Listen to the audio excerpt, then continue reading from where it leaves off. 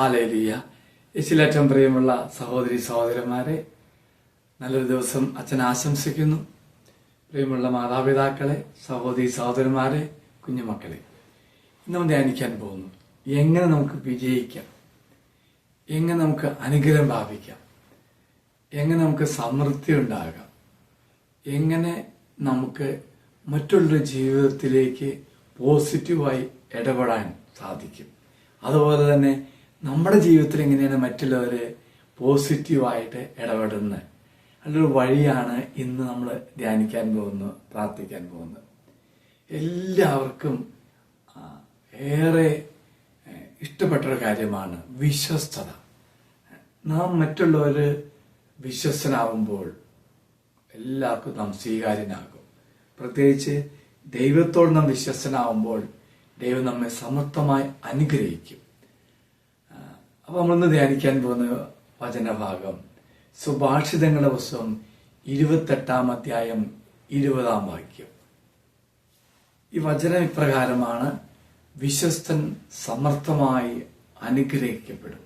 അതെ, വിശ്വസ്തനായാൽ ദൈവം നിന്നെ പ്രത്യേകം അനുഗ്രഹിക്കും. ബൈബിൾ ഒത്തിരി പേര് നമ്മൾ കാണുന്നുണ്ട്. ദൈവത്തോട് വിശ്വസ്ത പുലർത്തുമ്പോൾ ദൈവം സമർത്ഥമായി അനുഗ്രഹിക്കുന്നു, അവർ ജീവിതത്തിൽ ഇന്ന് ഇടപെടുന്നു. പ്രത്യേകിച്ച് നമ്മൾ ഉൽപ്പത്തിയുടെ പുസ്തകം 39 അധ്യായം 7 വാക്യത്തിൽ കാണുന്നു പൂർവ്വപിതാവായ ഔസേപ്പ്. നമ്മൾ ആ ഒരു പശ്ചാത്തലം അറിയാം. ജോസഫിന് തിന്മ ചെയ്യുവാൻ വേണ്ടി, ദൈവത്തോട് അവിശ്വസ്ത പുലർത്തുവാൻ വേണ്ടി, ജോസഫിനെ ഏറെ സ്നേഹിക്കുന്ന യജമാനോട് അവിശ്വസ്ത പുലർത്താൻ വേണ്ടി പൊത്തിഫറിന്റെ ഭാര്യ പ്രലോഭിക്കുന്നുണ്ട്. അതാണ് 39 അധ്യായം വാക്യത്തിൽ ജോസഫ് വടിവത്ത ശരീരമുള്ളവനും സുമുഖനുമായിരുന്നു. കുറച്ചു നാൾ കഴിഞ്ഞപ്പോൾ അവന്റെ യജമാന്റെ ഭാര്യയ്ക്ക് അവനിൽ അഭിലാഷം തോന്നി. അവന്റെ കൂടെ ശയിക്കാം അവൾ അവനോട് ആവശ്യപ്പെട്ടു. തിന്മ ചെയ്യുവാൻ, അവിശ്വസ്ത പുലർത്തുവാൻ, ദൈവത്തോടൊന്നല്ല മനുഷ്യരോടും ആരൊക്കെ അവനെ വിശ്വസിച്ചോ അവിശ്വസ്ത പുലർത്തുവാൻ ആ സഹോദരി ജോസഫിനെ പ്രലോഭിക്കുക. ആ സമയത്ത് വിശ്വസ്തനായ ജോസഫിന്റെ ഉത്തരം നമ്മൾ തിരിച്ചറിയണം. അതാണ് പ്രിയമുള്ളവരെ വിശ്വസ്തയുടെ വലിയൊരു ഉദാഹരണം നമ്മളോട് കാണുന്നത്. ജോസഫ് പറയുന്നു, ഉൽപ്പത്തിയുടെ പുസ്തകം 39 അധ്യായം 9 വാക്യം, എല്ലാം നിന്റെ ഭർത്താവ് എന്നെ കയ്യിലേൽപ്പിച്ചിട്ടുണ്ട്.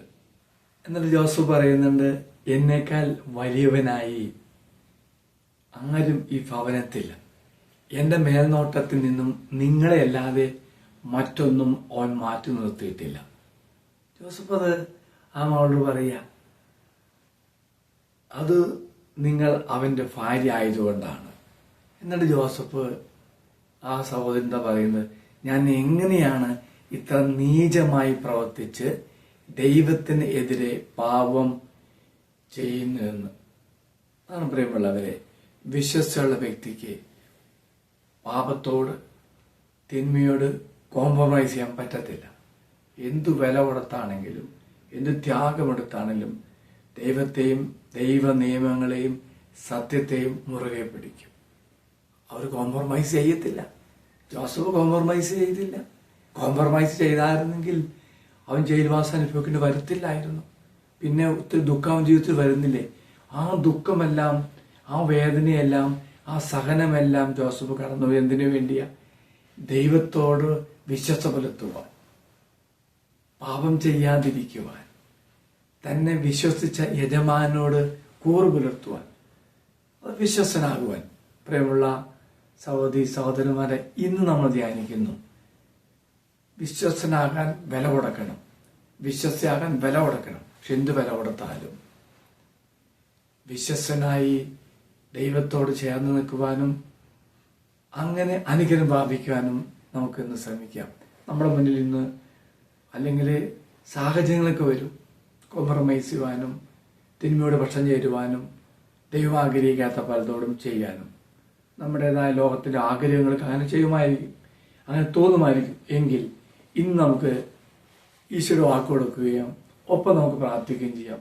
കൊച്ചു കാര്യത്തിലാണെങ്കിലും ദൈവമേ, ഞാൻ ഇന്ന് നിന്നോട് വിശ്വസ പുലർത്തുവാൻ, നീ ഏൽപ്പിക്കപ്പെട്ട ദൗത്യങ്ങൾ വിശ്വസ പുലർത്തുവാൻ, എൻ്റെ കുടുംബത്തോടും എൻ്റെ ഉത്തരവാദിത്തങ്ങളോട്, എന്നെ ഏൽപ്പിക്കപ്പെട്ട ദൗത്യങ്ങളോട് വിശ്വസ പുലർത്തുവാൻ കർത്താവെ അനുഗ്രഹിക്കുന്നു പ്രാർത്ഥിക്കാം.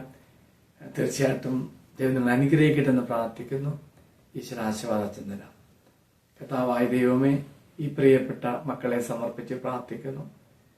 പരിപൂർണ വിശ്വസതയിൽ അങ്ങനെ വിശ്വസ പുലർത്തി അനുഗ്രഹം ഭാവിക്കാൻ ഈ പ്രിയപ്പെട്ട മക്കളെ അനുഗ്രഹിക്കണമേ.